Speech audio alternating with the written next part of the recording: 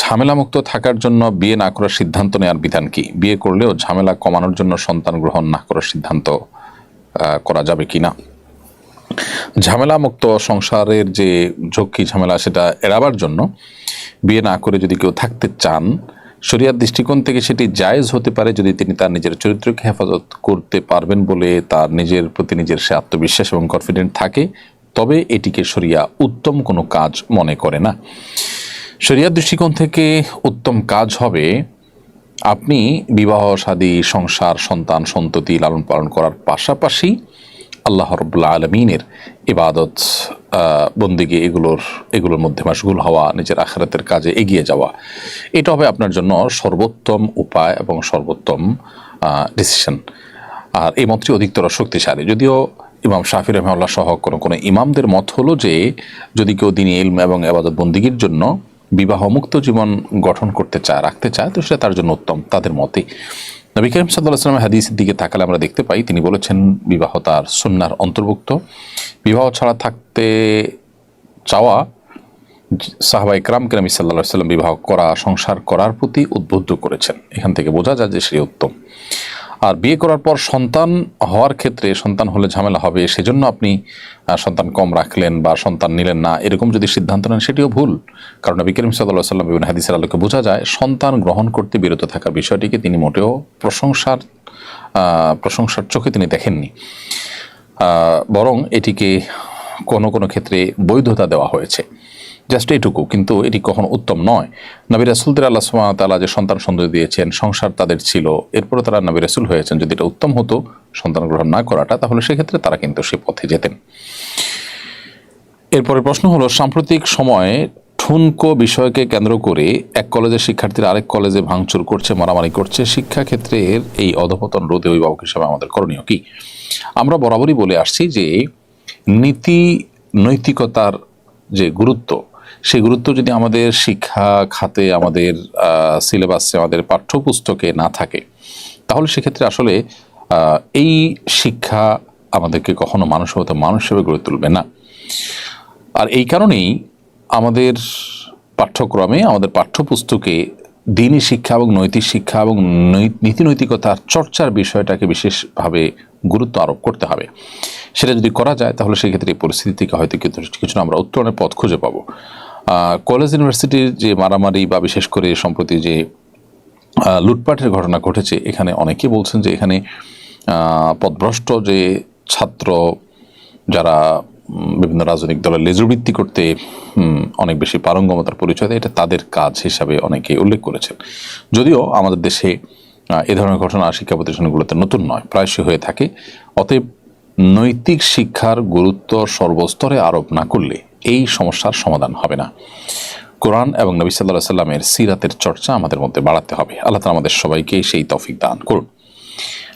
মোহাম্মদ রাশিক শাহরির আপনি লিখেছেন আইডি থেকে, এশার নামাজের জামাতের সময়ের ভিন্নতার কারণে এক জায়গায় নামাজ পড়ার পর অন্য জায়গায় আজান শোনা যায়, দুই আজানের কি জবাব দিতে হবে? দুটি আজান যদি শোনা যায়, আপনি প্রথমে যেটা শুনছেন সেটার জবাব দিবেন এবং সেটার জবাব দিয়ে আপনি যদি শেষ করেন, এর মধ্যে বা শেষ করার আগেই যদি আরেকটা আজানের শুরু হয়ে যায়, তো আপনি যেটা শুরু করেছেন সেটার জবাব দিয়ে শেষ করবেন, এটাই আপনার জন্য যথেষ্ট ইনশাআল্লাহ। আপনি যদি আরও কোনো আজানের জবাব দিতে চান বা আরও কোনো আজান শুনতে পান এর পরে এবং সেগুলোরও জবাব আপনি দিতে চান, দিতে পারেন, কোনো অসুবিধা নেই। এটা হলো মৌখিক জবাব।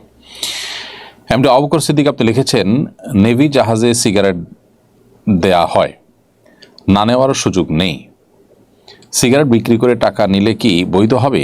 আমি 1.5 বছরের মতো এই টাকা গ্রহণ করি, এখন করণীয় কি?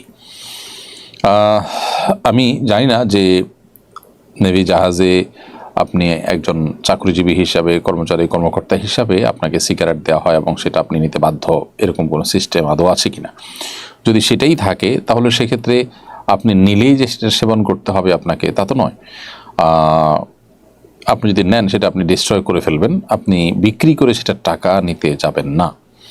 টাকা যদি আপনি বিক্রি করে নেন তাহলে সেক্ষেত্রে আপনি আরেকজনকে এই গুনাহগার বানালেন, এই গুনাহের পথযাত্রী করলেন। হ্যাঁ, কোনো অন্য ধর্মাবলম্বী যদি হয় এবং সে যদি তার মতো করে এটা কিনতে চায়, তাহলে তার জন্য যেহেতু শরীয়তের হালাল হারামের ব্যাপার নেই, সেটি জায়েজ হতে পারে।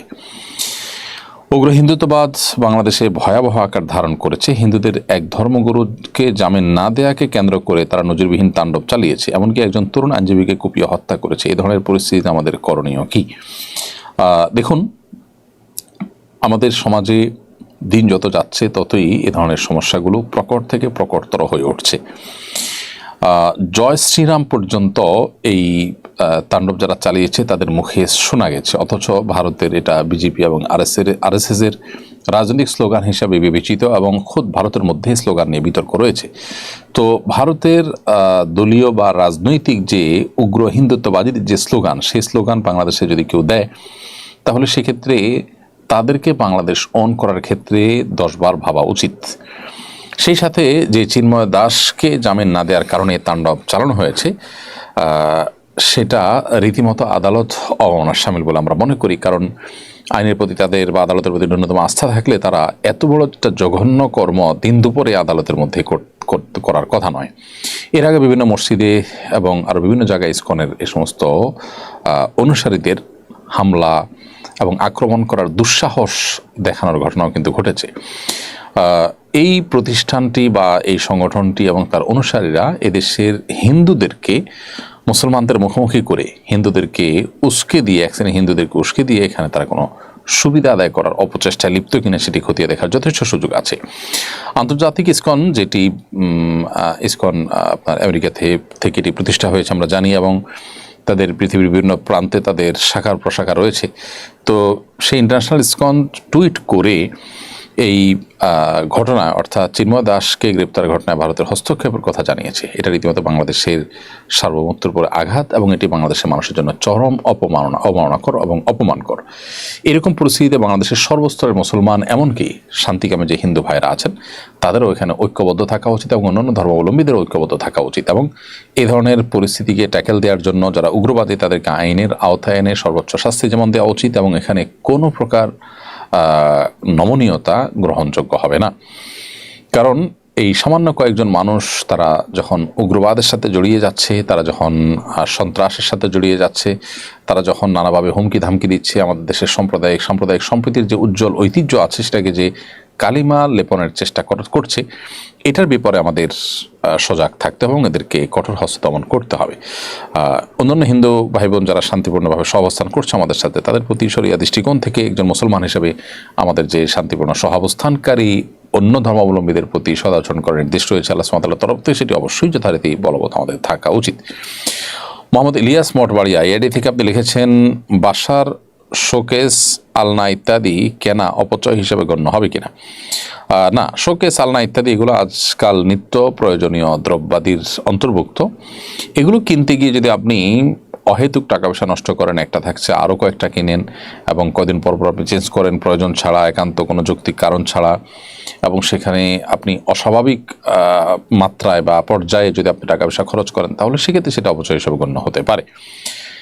এরপরে সজীব ইসলাম জয় আপনি লিখেছেন, আমি বিদেশে থাকি, জুমার নামাজ ছাড়া অনেক ওয়াক্ত নামাজ একা একা পড়া লাগে, করণীয় কি? ভাই সজীব, জুমার নামাজ ছাড়া অন্যান্য ওয়াক্ত যদি অন্য কোনো মুসলিম না পান, তাহলে আপনি নিজে ছোট করে পারলে ছোট করে আজান একামত দিয়ে হলেও আপনি নামাজ পড়বেন, এমনভাবে যেন আপনি জামাত নামাজ পড়ছেন। আর যদি অন্য কাউকে আপনি সামিল করবার কোনো সুযোগ থাকে তাহলে সেটা আপনার করা উচিত। মাঝে মধ্যে হলেও দূরে মসজিদ হলেও সেখানে গিয়ে জামাতে সামিল হওয়ার চেষ্টা আপনার করা উচিত। এর বাইরে আপনি এরকম কোনো জায়গা আছেন যেখানে আর কোনো মানুষ নেই যার সাথে জামাত করবেন, তাহলে সেক্ষেত্রে একাকে নামাজ পড়লে ইনশাআল্লাহ আপনার গুনাহ হবে না।